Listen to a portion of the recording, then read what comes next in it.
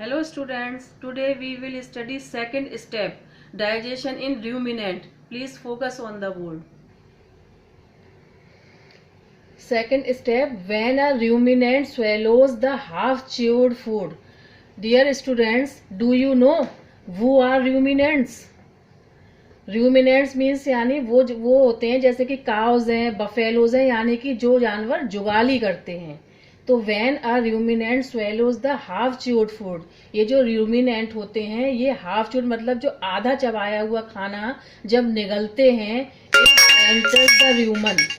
It enters the rumen, ये rumen में enter करता है. Where some bacteria and other micro organisms act on the food, वहां पर जहां पर कुछ बैक्टीरिया और दूसरे माइक्रो ऑर्गेनिजम्स होते हैं जो कि फूड के ऊपर एक्ट करते हैं.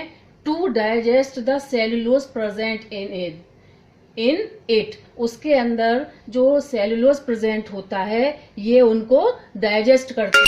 Bacteria and other micro organism जो होते हैं वो सेल्यूलोज को डाइजेस्ट करते हैं. The partially digested food in then pushed to the reticulum, ये पार्शियली डाइजेस्टेड फूड यानी कि जो पूरी तरह से डाइजेस्ट नहीं होता है वो फूड को रेटिकुलम में पुश कर दिया जाता है.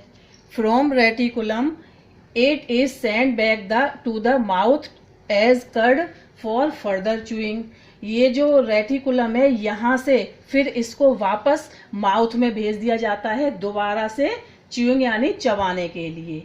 When the food is completely chewed, जब खाना पूरी तरह से चबा लिया जाता है, it directly reaches the omasum, फिर ये डायरेक्ट ओमेसम यानी ये भी बॉडी पार्ट होता है रूमिनेंट्स का, तो उसमें भेज दिया जाता है. Where water present in the food is partially absorbed, the food in then pushed to the abomasum, यहाँ पर जो वाटर प्रेजेंट होता है उसको फूड में इसके जो वाटर होता है उसको पार्शियली एब्जॉर्ब कर लिया जाता है और उस फूड को फिर एबोमेसम में पुश कर दिया जाता है. The true stomach in this chamber, gastric juices are secreted and digestion is further carried on as in human beings.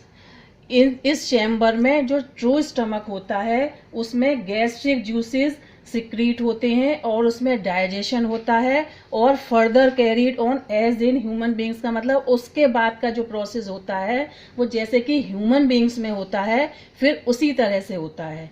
Digestion is completed in the small intestine, small intestine में digestion complete होता है.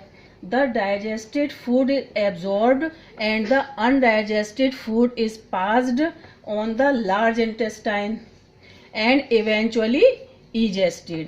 उसके बाद जब जो digested food होता है वो एब्जॉर्ब कर लिया जाता है और अनडाइजेस्टेड फूड को लार्ज इंटेस्टाइन में पास कर दिया जाता है और फिर उसको इवेंचुअली डाइजेस्टेड मीन्स उसको फिर बाहर कर दिया जाता है. Thank you.